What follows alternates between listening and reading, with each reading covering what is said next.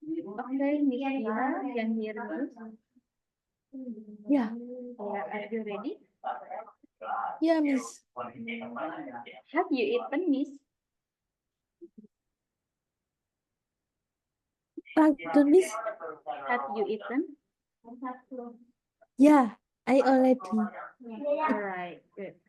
So first of all, before we start our class now, I just make sure our material yesterday about noun phrase and subject verb agreement.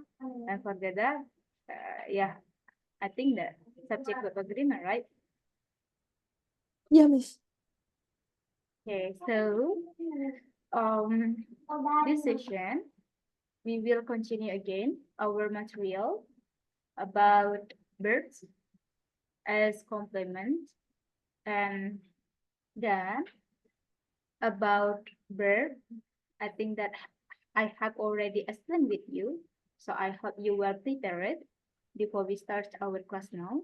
So if you want to have another question, you can ask with me, depends on you. So I hope you listen carefully because this material is so essential for you. Okay? Jadi kita belajar verb sebagai complement. Ini adalah materi paling penting karena sering masuk di soal-soal TOEFL. Apalagi TOEFL ITP ya, Miss. Jadi ini harusnya menjadi modal awal untuk kita bisa memprediksi jawaban gitu. Nah, karena kalau nggak bisa menghitung verb atau tidak punya kemampuan menghitung verb dalam satu sentence, itu bakalan sulit gitu. Gitu. It is so hard to you find your answer or prediction your answer. Jadi pada beberapa kalimat sebuah verb atau kata kerja dapat mengambil verb lainnya menjadi komplement atau objek dan bukan noun. Kemarin kalau nggak salah saya sempat mention ada verb ordinary yang bukan menjadi verb sesungguhnya kalau tidak diikuti dengan verb auxiliary, yaitu verb ing, past participle, atau to infinitive. Dia memang masuk ke dalam verb auxiliary. Tapi dia adalah verb yang berfungsi sebagai komplement. Harusnya atau harus dalam bentuk apa dia menjadi verb sebagai komplement? Yang pertama, to infinitive atau to verb, dan dia selalu diikuti oleh verb murni. Atau di dalamnya ada bentuk jiran atau verb ing. Tapi Miss B harus tahu verb ing sama continuous itu beda. Kalau verb ing ya itu dia bisa menjadi verb kalau diikuti oleh verb auxiliary. Masuknya continuous. Tapi kalau dia jiran, dia bisa menjadi subjek ataupun menjadi objek. Jadi so please make sure again after you prediction your answer gitu. Setelah memprediksi jawaban, make sure kembali apakah jawaban itu benar atau salah gitu dengan kita melihat apakah verb ing-nya diikuti oleh verb auxiliary atau verb ing-nya berdiri sendiri dan letaknya di mana gitu ya. Kalau letaknya di awal berarti jadi subjek, kalau letaknya di akhir berarti jadi komplement. Dan berikut verb yang akan selalu diikuti oleh infinitive dan verb yang akan selalu diikuti oleh gerund. Jadi ada memang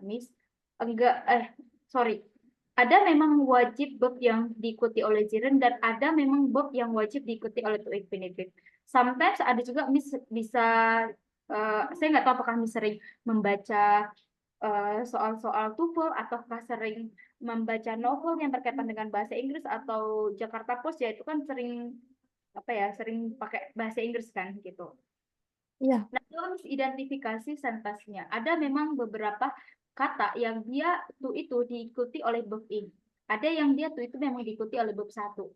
Bisa-bisa aja kalau kita itu sesuai dengan rumus, makanya jangan langsung mengkat itu salah gitu. Kan kemarin kalau nggak salah saya bilang tuh itu selalu diikuti oleh verb satu, Miss, karena itu bagian dari to infinitive. Tapi nggak semua.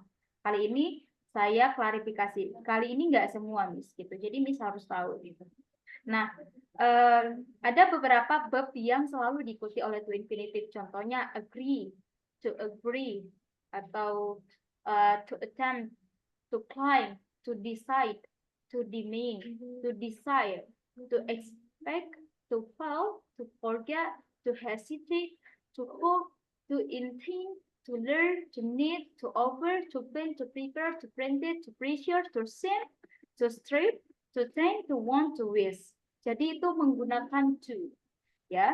Jadi bedakan to di awal dengan to di akhir. Jadi bukan to-nya itu decide to. No, to decide yang benar. Ada beberapa yang misunderstanding ya, saya lihat. Ada dia letaknya to yaitu setelahnya. No, itu sebelumnya gitu ya. Contoh ya, John expect to begin studying law next semester. John berekspektasi mulai belajar hukumnya adalah next semester atau semester selanjutnya. Nah, di sini wajib kita pakai to karena begin itu harus diikuti oleh to. Gitu. Mau tanya. Pertanyaan yang pertama, jadi tunya itu sebelum apa sesudah kata itu Miss, kata yang ada di Sebelum, list-listan? sebelum. Sebelum. Nah, Ini kalau bentar. Oh, ini expect. Sebelum ya, Miss. tapi itu Bentar. Ini to-nya